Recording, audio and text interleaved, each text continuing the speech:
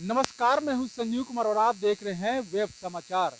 पूरे झारखंड में 1932 खतियान को लेकर जिस तरह से एक मुहिम चल रहा है और राज्य सरकार यानी हेमंत सरकार ने 1932 खतियान को लेकर के जो कैबिनेट की बैठक में प्रस्ताव को पारित किए हैं, अब वो विधानसभा में जाएगा।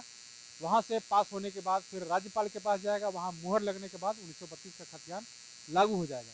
1932 का खतियान जब लागू होगा तो यहाँ के जो मूल निवासी हैं, स्थानीय लोग हैं, उनको चाहे वो ग्रेड सी हो या डी हो, उस सरकारी नौकरियों में उन लोगों को प्राथमिकता दिया जाएगा। तो अभी हम आए हुए हैं आदितपुर, जमशेदपुर जिला में आदितपुर क्षेत्र पड़ता है और आदिवासी कल्याण समिति के जो अध्यक्ष हैं वो हमसे जुड़े हैं। इनका नाम है सुरेंद्र सुंडी जी हैं। तो इनसे जानते हैं कि 1932 खतियान के बारे में क्या कुछ इनका कहना है और इनके बारे में विस्तार से बताएंगे। तो पहले तो आपको वेब समाचार में बहुत बहुत स्वागत करते हैं। धन्यवाद। ये बताइए कि 1932 खतियान क्या है, इसके लागू होने से क्या होगा और हेमंत सरकार ने जो कैबिनेट में इसे पारित किया है इसके बारे में क्या कुछ कहेंगे। जी, मैं सर्वप्रथम तो मैं वेब समाचार को धन्यवाद देता हूँ कि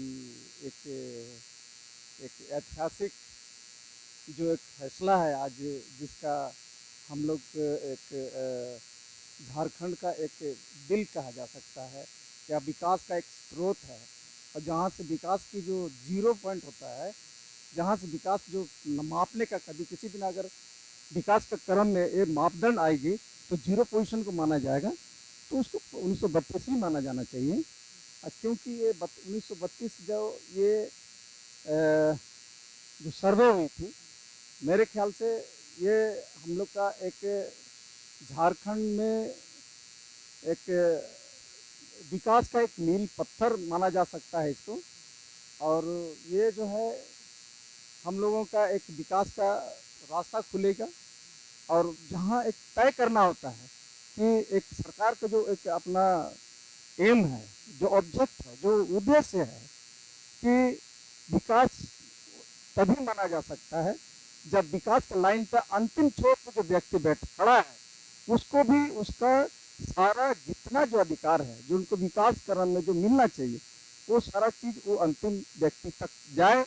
इसी का ही नाम अगर हम लोग बोला जाए विकास और समानांतर विकास जिसको बोलते हैं, वही ये आज का दिन में ये आज हम लोग का हेमंत सरकार जो है 1932 जो आज रखा है, उसका एक मील का पत्थर को आज रखा है।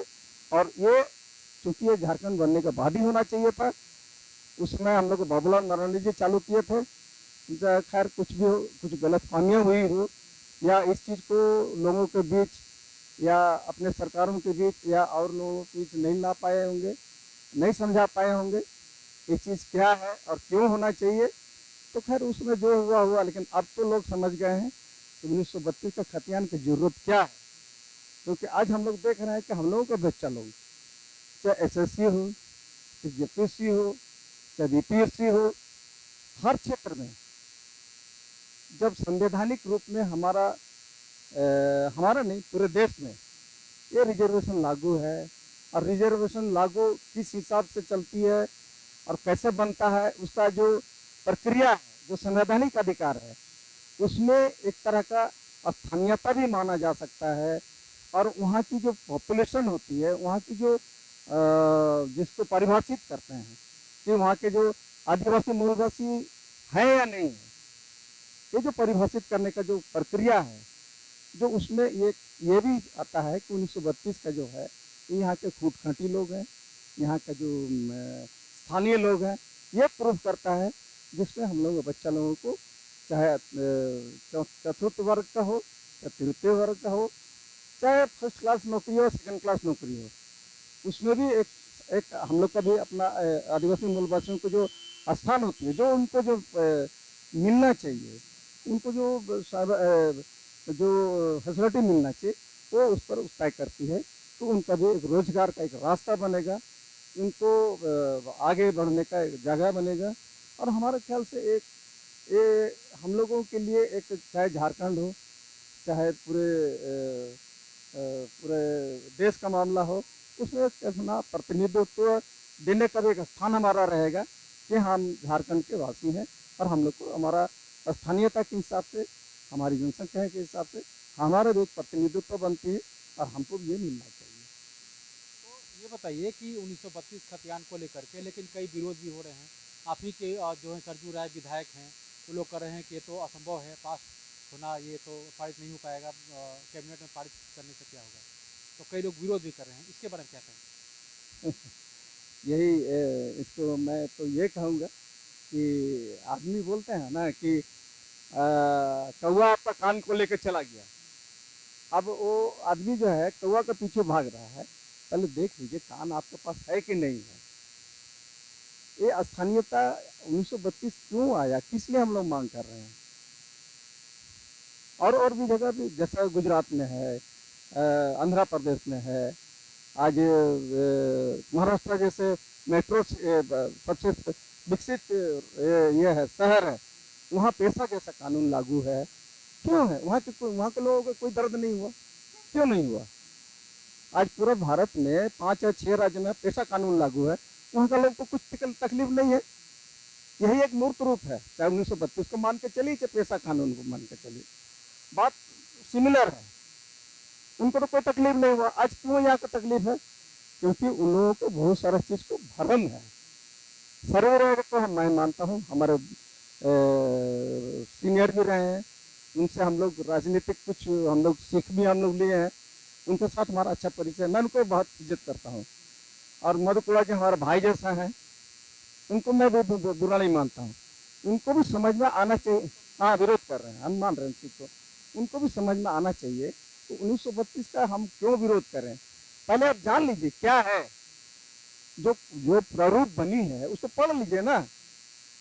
1932 का जो वहाँ 150 पेज का 200 पेज का जो प्रारूप बना है, उनको पढ़ लीजिए। आप पढ़ लीजिए, पढ़ने के बाद विरोध कीजिए।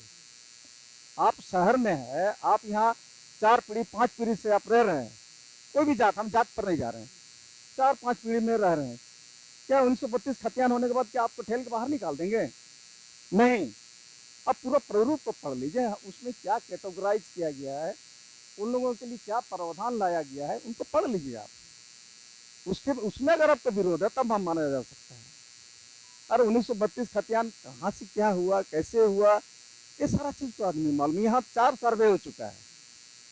पहले 1927 से लेकर के 1934 तक हुआ है, इसको CS बोला जा सकता है। उसके बाद RS आया, RS 1957 से लेकर 1965 तक चला। उसके बाद NSC आई, 1900 हमको लगता है 87 से लेकर के 90-92 तक चला है, 80 के दशक में चली है।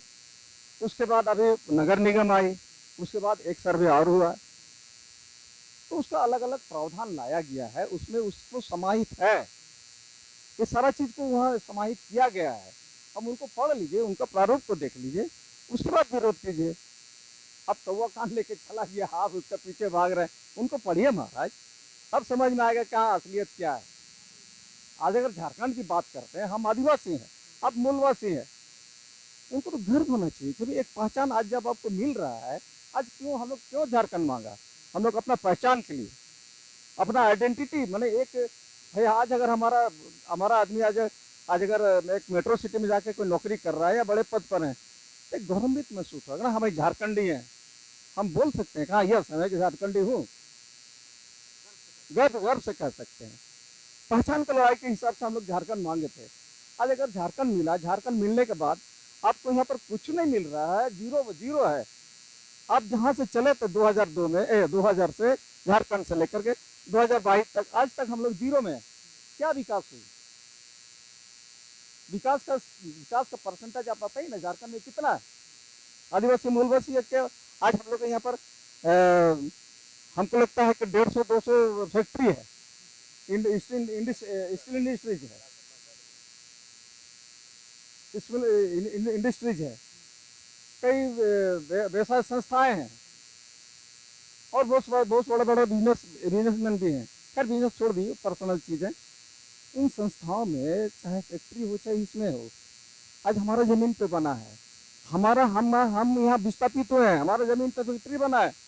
हमको बताइए ना महाराज, यहाँ पर आज यहाँ कितना फैक्ट्री में एक फैक्ट्री का मालिक आज अरबों करोड़ों में खेल रहा है और उसी का जमीन पे बना है, जिसका जमीन पे बना है फैक्ट्री, आज क्या हालत है उसका, उसको कोई जानता है? टाटा स्टील में देखिए ना, यहाँ 14 मौजा किया है, बाहर के लोग सब एमडी वीपी यूपी सब बन जा रहे हैं। एक में मूलवादी आदिवासी मैनेजर हुआ, एमडी तक गया, वीपी बना है। आज अगर सरकार देती है समानांतर विकास की बात करते हैं, तो कहाँ आपका समानांतर विकास? भाई हमारा भी आदमी को एमडी बनाइए, ठीक है, एमडी नहीं वीपी बनाइए, तो माने भाई समानांतर विकास होगा। अगर जमीन देने के बाद हाँ हुआ कि भाई चलो मेरा जमीन गई है तो हमको भी मेरा भी विकास हुआ है, कहाँ है? तो आपने सुना कि जिस तरह से जो आदित्यपुर क्षेत्र के आदिवासी कल्याण समिति के अध्यक्ष हैं, इन्होंने क्या कुछ कहा, और उन्होंने जो 1932 खतियान को लेकर जो विरोध भी कर रहे हैं, उनको इन्होंने स्पष्ट शब्दों में कहा कि पहले जो वो 1932 का जो खतियान का जो गाइडलाइन है, 150 पन्नों का जो गाइडलाइन है, पहले आप उसको प्रारूप लाई गई है, जो 1932 खतियान को लैंडमार्क मान करके जो संवैधानिक प्रावधान को लाया गया है, यहाँ लागू करने के लिए जो प्रारूप बने हैं, उनके प्रतियों को पढ़ा जाए ताकि उनको स्पष्ट ये मालूम हो कि उसमें सारा चीज प्रावधान है। आज जैसे बोल रहे हैं कि वो सारा आदमी तो सवाल खड़ा कर रहे हैं जिनके पास जमीन नहीं है, उसका क्या होगा? सवाल तो है। आप भी बोल सकते हैं भाई मेरा पास तो जमीन नहीं है, लेकिन हमारा 4 पीढ़ी से यहाँ पर है, तो आप कैसे हैं भाई यहाँ पर? तो इसका भी एक बनता है ना भाई, आप तब तो फिर आप ठीक आदिवासी हैं भाई, आप यहाँ पर जमीन नहीं है, तो आप आदिवासी होकर के आपको आदिवासी का पहचान तो चला गया, खत्म हो गया, कौन पहचानेगा आपको? तो उस प्रारूप में लिखा हुआ है, स्पष्ट लिखा हुआ है, वहाँ स्पष्ट लिखा